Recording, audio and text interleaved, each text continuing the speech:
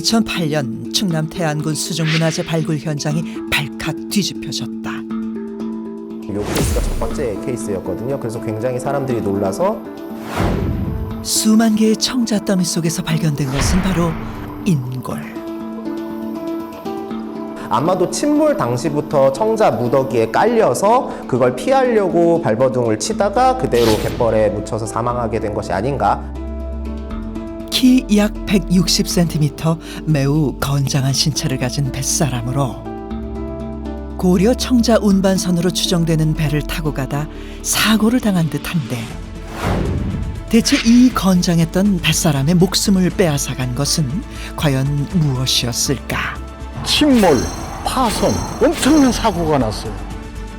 또 이 태안 앞바다는 무슨 사연을 품고 있을까? 아는 양 500년 잔혹사로 살펴본 한반도 최초 운하건설 미스테리를 추적해본다. 태안 서쪽 끝인 신진도와 마도 주변의 해역, 이곳의 이름은 안흥량이다. 안흥, 편하고 흥하다는 의미로 예부터 우리나라 왕들은 이곳이 편안해야 나라가 흥한다고 믿었다는데, 하지만 안흥량이라는 이름에는 우리가 상상도 못할 비밀이 숨겨져 있었는데, 피할 수 없는 곳이고 지대는 험하고 그렇다 보니까 물때를 조금만 잘못 맞추면 물이 불어나거나 아니면 파도가 심하게 일어나거나. 이곳은 서해라서 조수간만의 차가 굉장히 커요. 그래서 물살 자체도 굉장히 험하고 특히 6월쯤이 되면 이제 안개가 끼는데 한 달에 24일 정도가 안개가 낄 정도로 암초가 많고, 그래서 그 지역을 통과하는 조운선은 계속 침몰, 파손, 엄청난 사고가 났어요. 안흥량은 지명과 다르게 복잡한 해저 지형에 수중암초가 얽혀 있고 급속한 조류의 변화에 연중 안개까지 끼는 지역이었다. 신증 동국여지 승남에 따르면은 안흥량의 옛날 이름은 난행량이었다고 합니다. 그 난자는 어려울 난자고요. 행은 단일 행자입니다. 너무 어렵고 너무 무서운 지명이다라고 해서 그 사람들이 싫어했다고 해요.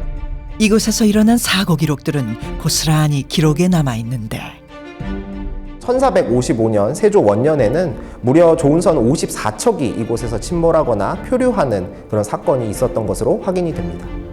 60년간의 사고 기록을 정리해 봤더니 200척의 선박을 잃었고 1200여 명의 백성들이 목숨을 잃었다. 그렇게 손실된 미국은 국가 재정마저 흔들었는데, 그 한 번에 가라앉은 게 만석이잖아요. 한 해에 5번만 사고가 났다고 하더라도 국가 재정이 한 10분의 1 정도는 바닷속에 가라앉았다고 볼 수 있는 겁니다.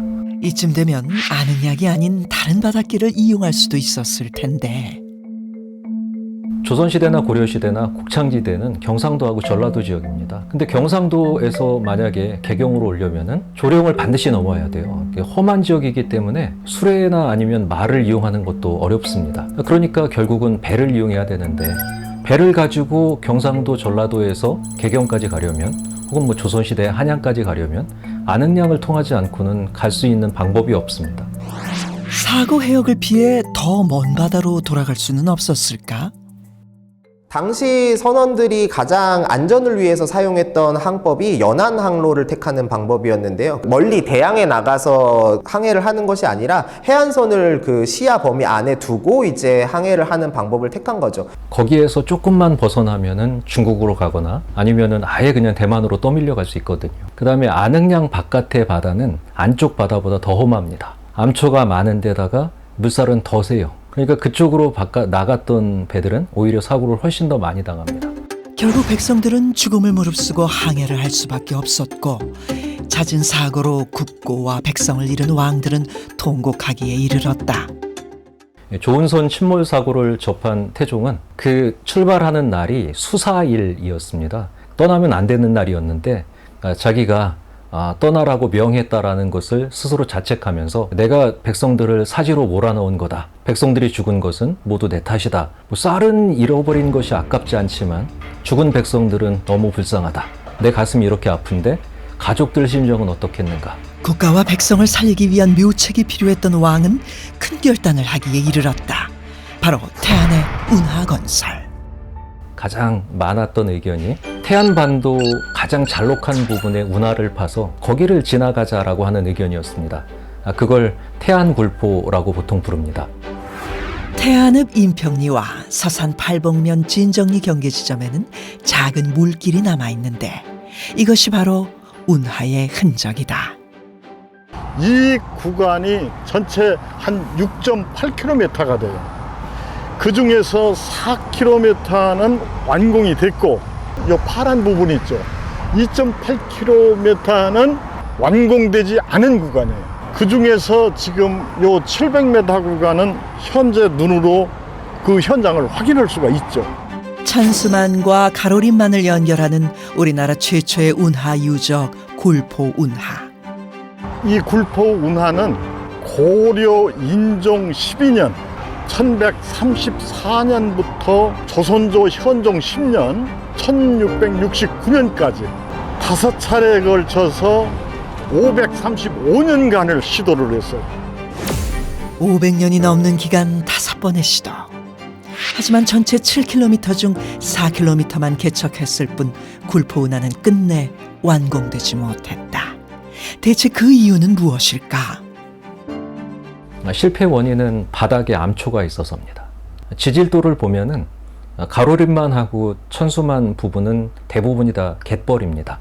근데 그 실패한 구간은 흑운모 화강암으로 되어 있습니다. 그러니까 돌을 부수지 않으면은 거길 지나갈 수 있는 방법이 없었던 거죠. 바다에 거센 파도가 있었다면 육지는 크고 단단한 돌이 문제였다. 결국 실패로 돌아간 운하건설. 안흥량의 조은선 침몰 사고는 이후로도 계속됐는데 그걸 보다 못한 태종은 예조자랑 하륜의 묘안에 귀를 기울였는데 하륜님이 제안하기를 여기는 뚫기가 어려우니 간문시기로 합시다. 방법을 달리해 다시 한번 운하건설을 시도한다. 몇 개의 저수지를 만들어서 배가 오면은 작은 배에다가 실어서 저수지 구간을 옮기게 하고 또 그 다음번 저수지에 배를 띄워서 곡식을 싣게 하고 그러니까 릴레이 방식으로 운송하려고 했던 것 같습니다.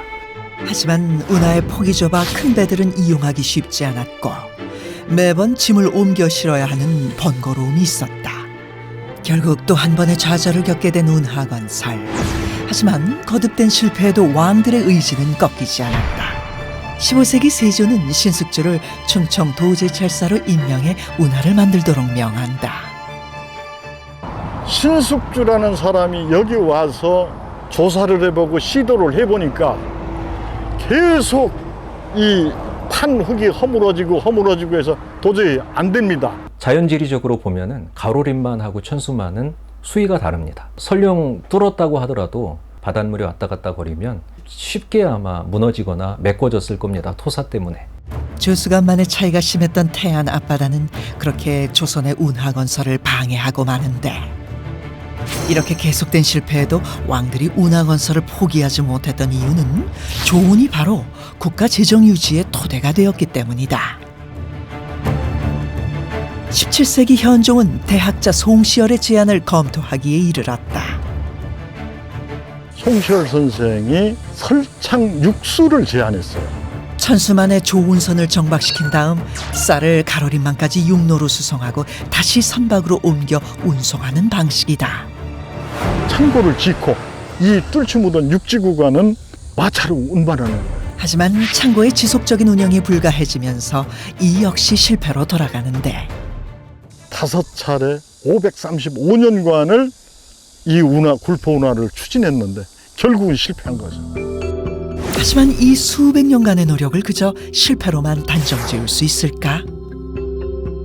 우리 역사에서 거의 유일무이한 운하공사이고요. 그 굴포 운하를 여러 차례 시도했던 데에는 국왕들의 백성을 사랑하는 마음도 들어가 있습니다. 그리고 우리 조상들이 자연을 어떻게든 극복하면서 새로운 역사를 이루려고 했던 가장 좋은 케이스라고 저는 생각을 하고 있습니다. 안흥량의 운하는 자연이 준 시련을 극복하고 살아가려는 조상들의 뜨거운 노력이었다. 우리의 역사와 문명은 이런 한계를 넘어선 도전을 통해 발전해온 것은 아닐까.